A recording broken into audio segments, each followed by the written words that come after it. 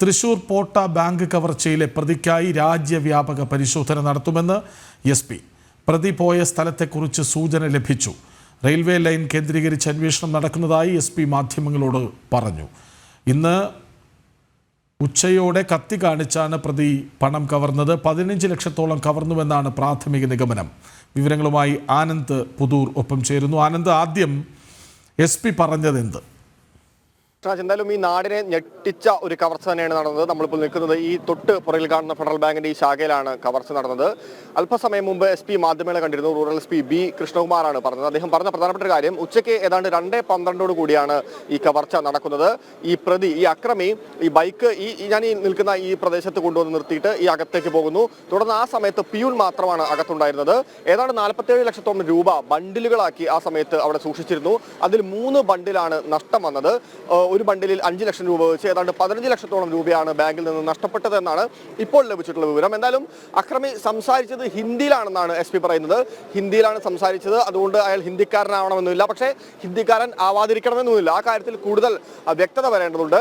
എന്തായാലും പ്രതിയെക്കുറിച്ച് സൂചനകൾ ലഭിച്ചിട്ടുണ്ടെന്ന് SP വ്യക്തമാക്കുന്നു. അദ്ദേഹം ഈ അക്രമി പോയ ബൈക്ക്, അതായത് ആ റൂട്ട് പോലീസിന് കൃത്യമായി മനസ്സിലായിട്ടുണ്ടെന്നും SP പറഞ്ഞിട്ടുണ്ട്. അതുകൊണ്ട് തന്നെ ഈ രാജ്യവ്യാപകമായി തന്നെ ഇതുമായി ബന്ധപ്പെട്ടുകൊണ്ടുള്ള പരിശോധനകൾ ആരംഭിച്ചിട്ടുണ്ടെന്നാണ് പറഞ്ഞത്. റെയിൽവേ ലൈനുകൾ കേന്ദ്രീകരിച്ചുകൊണ്ടും പരിശോധന ശക്തമാക്കുമെന്നാണ് അദ്ദേഹം പറഞ്ഞ പ്രധാനപ്പെട്ട ഒരു കാര്യം.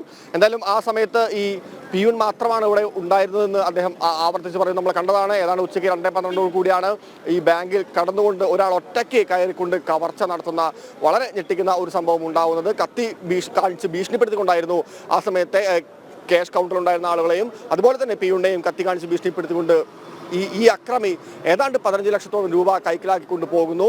ഈ സെക്യൂരിറ്റി ജീവനക്കാരൻ ഈ ബാങ്കിലില്ല എന്ന് തന്നെയാണ് സാധാരണ നാഷണലൈസ്ഡ് ബാങ്കുകളിൽ അത്തരത്തിൽ സെക്യൂരിറ്റി ജീവനക്കാരൻ ഉണ്ടാവുന്നതാണ്. പക്ഷേ പ്രധാനപ്പെട്ട ഒരു ശാഖയല്ലാത്തതുകൊണ്ട് തന്നെ ആയിരിക്കണം അത്തരത്തിൽ സെക്യൂരിറ്റി ജീവനക്കാരൻ്റെ ഒരു സാന്നിധ്യം ഇവിടെ ഉണ്ടാവാതിരുന്നത്. അത് തന്നെ ആയിരിക്കണം ഒരുപക്ഷേ ഈ അക്രമിക്ക് വളരെ എളുപ്പത്തിൽ ഈ ഒരു കൃത്യം നിർവഹിക്കാൻ സാധിച്ചതും. അതുതന്നെയാണ് SP പറയുന്ന പ്രധാനപ്പെട്ട ഒരു കാര്യം. അതായത് ഈ ബാങ്കിനെ കുറിച്ച് കൃത്യമായിട്ട് ധാരണയുള്ള ഒരാളാണ്. അതായത് ബാങ്കിനെ കുറിച്ച് അറിവുള്ള ഒരാൾ. അതൊരുപക്ഷേ ഒരിക്കലും ബാങ്ക് ജീവനക്കാരാവണമെന്നില്ല. ഈ ഒരു ഘട്ടത്തിൽ അന്വേഷണത്തിന്റെ ഒരു ഘട്ടമാണ്. അതുകൊണ്ട് ഈ ഘട്ടത്തിൽ കൂടുതൽ കാര്യങ്ങൾ വിശദീകരിക്കാൻ പറ്റില്ല. എന്തായാലും അന്വേഷണം രാജ്യമൊട്ടാകെ വ്യാപിപ്പിച്ചിട്ടുണ്ടെന്ന് തന്നെയാണ് SP. ആനന്ദ്, ഈ പ്രതി ഹിന്ദിയിൽ സംസാരിച്ചു എന്നത് ഒരുപക്ഷെ മാത്രമാണ്. ഒരുപക്ഷെ അന്വേഷണത്തെ വഴിതെറ്റിക്കാനാവാം.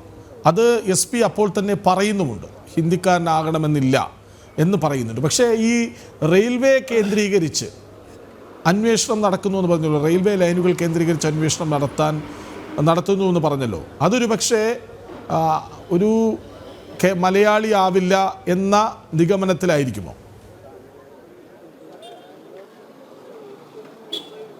തീർച്ചയായിട്ടും. അതായത് SP പറഞ്ഞ പ്രധാനപ്പെട്ട ഒരു കാര്യം, അയാൾ ഹിന്ദിയിലാണ് സംസാരിച്ചത്. അതുകൊണ്ട് അയാൾ ആവാം എന്നാണ്. പക്ഷെ ആവാതിരിക്കാം. ആ കാര്യത്തിൽ കൂടുതൽ വ്യക്തതകൾ വരേണ്ടതുണ്ട്.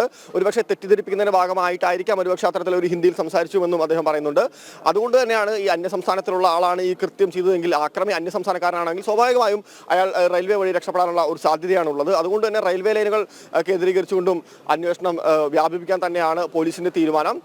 എന്തായാലും ഈ അക്രമി ഒറ്റയ്ക്ക് വന്നുകൊണ്ട് തന്നെയാണ് ഈ ഒരു കൃത്യം നടത്തിയിട്ടുള്ളത്. പക്ഷേ അയാൾക്ക് പുറകിൽ, അതായത് ഇയാളെ പിന്തുണയ്ക്കാനോ അല്ലെങ്കിൽ ഇത്തരത്തിൽ ഇതിന്റെ ഗൂഢാലോചന ഭാഗമായി തന്നെ കൂടുതൽ ആളുകൾ ഉണ്ടോ എന്നുള്ള കാര്യങ്ങളിലെല്ലാം വ്യക്തത വരേണ്ടതുണ്ട്. അതെല്ലാം അന്വേഷണത്തിന്റെ അടുത്ത ഘട്ടത്തിൽ മാത്രമേ വ്യക്തമാവുകയുള്ളൂ എന്നാണ് റൂറൽ SP പറഞ്ഞിട്ടുള്ളത്. എന്തായാലും വ്യാപകമായി തന്നെ അലർട്ടുകൾ തൊട്ടടുത്തുള്ള സമീപ പ്രദേശത്തുള്ള പോലീസ് സ്റ്റേഷനുകൾക്കും അതുപോലെ തന്നെ ഈ ഗതാഗതങ്ങളെല്ലാം അത്തരത്തിൽ ഈ വാഹനങ്ങൾ നിർത്തിക്കൊണ്ട് ചെക്ക് ചെയ്യുന്ന സാഹചര്യത്തിലേക്കും എല്ലാം പോലീസ് നടത്തുന്നുണ്ട്.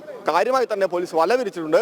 എത്രയും പെട്ടെന്ന് തന്നെ ഈ അക്രമിയെ പിടികൂടാം എന്നുള്ള ഒരു ആത്മവിശ്വാസത്തിലാണ്. ഞാൻ നേരത്തെ സൂചിപ്പിച്ച പോലെ തന്നെ ഈ അക്രമിയെക്കുറിച്ച് കൃത്യമായിട്ടുള്ള വിവരം ലഭിച്ചിട്ടില്ലെങ്കിലും പക്ഷേ ഇയാൾ പോയ റൂട്ട് പോലീസിന് കൃത്യമായി മനസ്സിലായിട്ടുണ്ട് എന്ന് തന്നെയാണ് SP വ്യക്തമാക്കിയത്. അതുകൊണ്ട് തന്നെ ഒരുപക്ഷെ മണിക്കൂറുകൾക്കകം തന്നെ പ്രതി പിടിയിലാകും എന്നുള്ള ഒരു പ്രതീക്ഷയിൽ തന്നെയാണ് പോലീസ് ഉള്ളത്. എന്തായാലും ബാങ്കിലെ ജീവനക്കാരുടെ എല്ലാവരുടെയും മൊഴി രേഖപ്പെടുത്തിയിട്ടുണ്ട്. ഫോറൻസിക് സംഘം അടക്കം അകത്ത് പരിശോധന നടത്തി കാര്യങ്ങളെല്ലാം കൃത്യമായി രേഖപ്പെടുത്തിയിട്ടുണ്ട്. ഇനി ഞാൻ നേരത്തെ സൂചിപ്പിച്ച പോലെ തന്നെ പ്രതിയിലേക്ക് എത്തുക എന്നുള്ളതാണ്.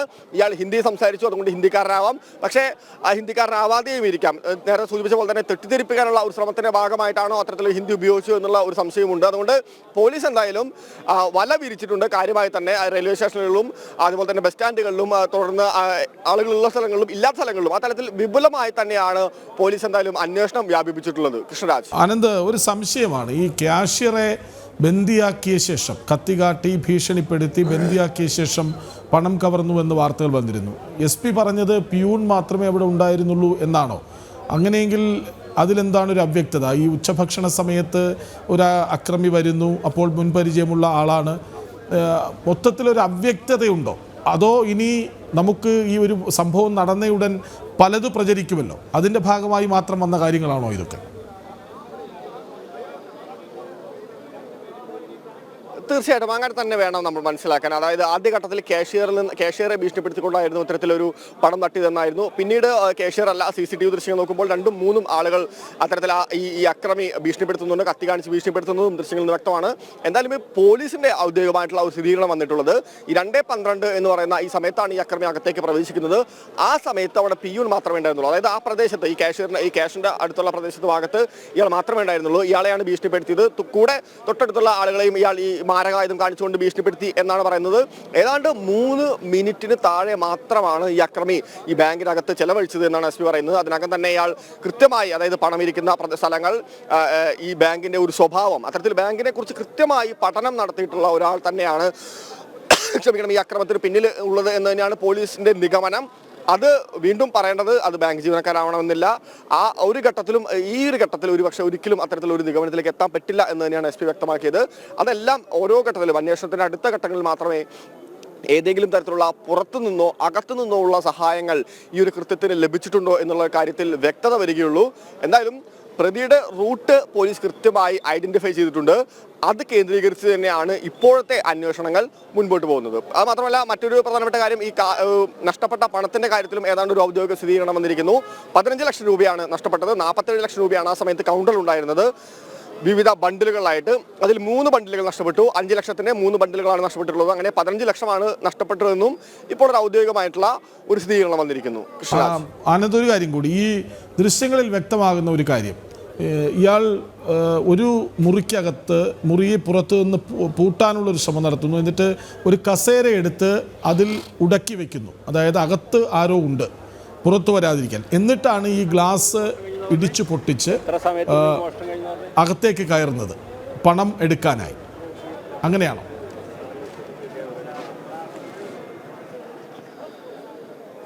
അങ്ങനെ തന്നെയാണ്. അതായത് ദൃശ്യങ്ങളിൽ നിന്ന് നമുക്ക് അത് തന്നെയാണ് മനസ്സിലാക്കേണ്ടത്. ഇയാൾ ആദ്യം ഈ വാഹനം കൊണ്ടുവന്ന് ബാങ്കിന്റെ തൊട്ട് പുറത്തുള്ള റോഡ് സൈഡിൽ പാർക്ക് ചെയ്യുന്നു, ഒരു കാറിന് പുറകിലായി പാർക്ക് ചെയ്യുന്നു. തുടർന്ന് ബാങ്കിനകത്തേക്ക് ഏതാണ്ട് 30 സെക്കൻഡിനകത്ത് തന്നെ ബാങ്കിനകത്തേക്ക് പ്രവേശിക്കുന്നു. പിന്നീട് നേരെ കയറി ചെല്ലുന്നു, പിയൂണിനെ കാണുന്നു. ഈ പിയൂണിനെ അക്രമി കത്തി കാണിച്ചുകൊണ്ട് ഭീഷണിപ്പെടുത്തുന്നു.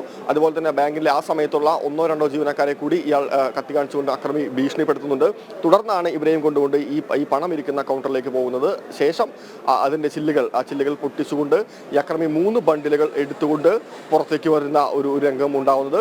ശേഷം ഇയാൾ വാഹനത്തിൽ കയറി രക്ഷപ്പെടുന്ന ഒരു കാഴ്ച നമ്മളിപ്പോൾ കാണുന്നത് ബാങ്കിനകത്തെ ദൃശ്യങ്ങളാണ്. പോലീസ് ഇപ്പോഴും അവിടെ മൊഴി എടുത്തുകൊണ്ടിരിക്കുന്നുണ്ട്, കൂടുതൽ വിവരങ്ങൾ ശേഖരിച്ചുകൊണ്ടിരിക്കുന്നുണ്ട്. ബാങ്ക് ജീവനക്കാരോടും അതുപോലെ തന്നെ പുറത്തുള്ള അതുവഴി ഈ ബാങ്കുമായി ബന്ധപ്പെട്ടുള്ള മറ്റാളോടും ചോദ്യം ചെയ്തുകൊണ്ടിരിക്കുന്ന ഒരു കാഴ്ചയാണ് നമ്മൾ കണ്ടുകൊണ്ടിരിക്കുന്നത്. എന്തായാലും തെളിവെടുപ്പ് ഇപ്പോഴും പൂർത്തിയായിട്ടില്ല.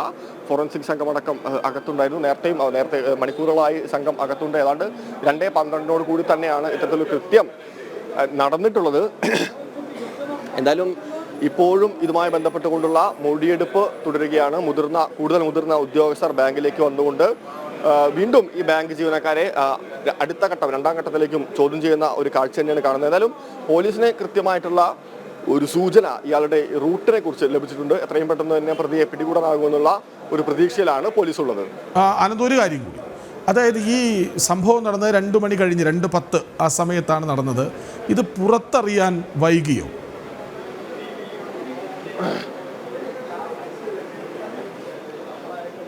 ഇല്ല, അതേ സമയത്ത് തന്നെ ഏതാണ്ട് 3 മിനിറ്റ് മാത്രമാണ് ഈ അക്രമി ഈ അകത്ത് കടന്നുകൊണ്ട് ഇത്തരത്തിലുള്ള ആക്രമണ പ്രവർത്തനങ്ങളെല്ലാം നടത്തിയത്. അതിനുശേഷം അപ്പോൾ തന്നെ ഇയാൾ ഇവിടുന്ന് രക്ഷപ്പെടുന്നതോട് കൂടി തന്നെ ഈ ബാങ്ക് ഉദ്യോഗസ്ഥർ തൊട്ടടുത്തുള്ള പോലീസ് സ്റ്റേഷനിലേക്ക് അത് വിളിച്ചു പറഞ്ഞിട്ടുണ്ട്, ബാങ്ക് ജീവനക്കാരെ വിളിച്ചു പറഞ്ഞിട്ടുണ്ട്.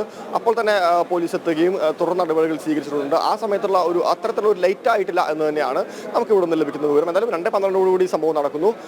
ഈ വാർത്തയാവുന്നത് ഏതാണ്ട് 1 മണിക്കൂർ 1.5 മണിക്കൂറിന് ശേഷമാണ്. പക്ഷേ ഈ ബാങ്ക് ജീവനക്കാർ പോലീസിൽ അറിയിക്കുന്നത് കൃത്യസമയത്ത് തന്നെ അറിയിച്ചിട്ടുണ്ട് എന്ന് തന്നെയാണ് നമുക്ക് മനസ്സിലാക്കാൻ സാധിക്കുന്നത്. കൃഷ്ണരാജ്. തൃശൂർ പോട്ട ബാങ്ക് കവർച്ചയിലെ പ്രതിക്കായി രാജ്യവ്യാപക തെരച്ചിൽ നടത്തും എന്നാണ് SP അറിയിച്ചിരിക്കുന്നത്. പ്രതി പോയ സ്ഥലത്തെക്കുറിച്ച് സൂചന ലഭിച്ചിട്ടുണ്ട്. ഹിന്ദിയിലാണ് സംസാരിച്ചത്. അതുകൊണ്ട് തന്നെ കേരളത്തിന് പുറത്തുള്ള ആരെങ്കിലുമാണോ എന്ന സംശയമുണ്ട്. അതേസമയം ഉച്ചയ്ക്ക് ആരുമില്ലാത്ത സമയത്ത്, അതായത് ജീവനക്കാർ ഭക്ഷണം കഴിക്കാനൊക്കെ പോകുന്ന സമയത്താണ് വന്നത് എന്നത് ശ്രദ്ധേയം. മാത്രമല്ല 3 മിനിറ്റിൽ താഴെ സമയമെടുത്താണ് ഈ 15 ലക്ഷം കവർന്ന് പ്രതി തിരിച്ചു പോയത്. ഹെൽമറ്റ് ധരിച്ച്, ജാക്കറ്റ് ധരിച്ച് സ്കൂട്ടറിലെത്തി സുരക്ഷാ ജീവൻ, അതായത് പിയൂണിനെ അവിടെ അകത്തിട്ട് പൂട്ടിയ ശേഷം പുറത്തേക്ക് വന്ന് ചില്ലകൾ, അതായത് വാതിലിൻ്റെയും ജനലിൻ്റെയും ഒക്കെ ചില്ലകൾ തകർത്ത് ഉള്ളിൽ കയറി എടുക്കുകയായിരുന്നു. ഇപ്പോൾ റെയിൽവേ ലൈൻ കേന്ദ്രീകരിച്ച് വരെ അന്വേഷണം നടക്കുന്നു എന്നാണ്. കൃത്യമായ വിവരങ്ങൾ ലഭിച്ചിട്ടുണ്ട് എന്നും പറയുന്നു. അധികം വൈകാതെ പ്രതി വലയിലാകുമെന്ന സൂചനയാണ് SP അല്പം മുമ്പ് മാധ്യമങ്ങളോട് പറഞ്ഞത്. അത് കേൾക്കാം. ഒരു പിയൂണ് മാത്രം ഫ്രണ്ട് കൗണ്ടറിലുണ്ടായിരുന്നു, ബാക്കിയുള്ളവർ അകത്തായിരുന്നു. ആഹാരം കഴിക്കാൻ ഡൈനിങ് ഹാളിനകത്തായിരുന്നു. അപ്പോൾ ആ സമയം തന്നെ മനസ്സിലാക്കി കൃത്യമായിട്ട് വന്നു. കയ്യിലൊരു കത്തി, നമ്മൾ കറിക്കത്തിയായിട്ട് ഉപയോഗിക്കുന്ന ഒരു കത്തി, നൈഫ്, അത് പിയൂണിനെ കാണിച്ചിട്ട് നേരെ ക്യാഷ് കൗണ്ടറിലോട്ട് പോയി ആ ഗ്ലാസ് പൊട്ടിച്ച് അതിനകത്തുണ്ടായിരുന്ന ഈ 47 ലക്ഷം രൂപ നിരത്തി പല ബണ്ടിലായിട്ട് വെച്ചിരുന്ന 3 ബണ്ടിൽ 15 ലക്ഷത്തോളം രൂപ 3 ബണ്ടിലെടുത്ത് അയാളുടെ ബാഗിനകത്തോട്ട് വെച്ച് ഏതാണ്ടൊരു 2-3 മിനിറ്റ്സ് ആണ് അയാൾ ആകെ ബാങ്കിനകത്ത് ചെലവഴിച്ചത്. നേരെ ഇറങ്ങി പോയി. ഇത്രയാണ്. ഇവിടുന്ന് പോയ ഭാഗം എങ്ങോട്ട് പോയി എന്നുള്ളതിൻ്റെയൊക്കെ സൂചന കിട്ടിയിട്ടുണ്ട്. ഓൾ ഇന്ത്യ വൈസ് തന്നെ കേസ് ഡിറ്റക്ട് ചെയ്യാനുള്ള എല്ലാ നടപടികളും ചെയ്തു വരികയാണ്. SP-യുടെ പ്രതികരണമാണ് കേട്ടത്. രാജ്യവ്യാപകമായ തെരച്ചിലെന്ന് കൃത്യമായി അദ്ദേഹം പറയുന്നുണ്ട്. വലിയ കുറ്റവാളികളുടെ സംഘത്തിൽപ്പെട്ട ആളാണോ, കണ്ണിയാണോ എന്നൊക്കെ സംശയമുണ്ടാകാം സ്വാഭാവികമായി. മാത്രമല്ല ഹിന്ദിയിലാണ് സംസാരിച്ചത്. അങ്ങനെ സംസാരിച്ചത് വഴിതെറ്റിക്കാനാണോ അന്വേഷണമെന്ന സംശയം അവിടെ ബാക്കി നിൽക്കുന്നുമുണ്ട്. വിവരങ്ങൾ നൽകുകയായിരുന്നു ആനന്ദ് പുതു.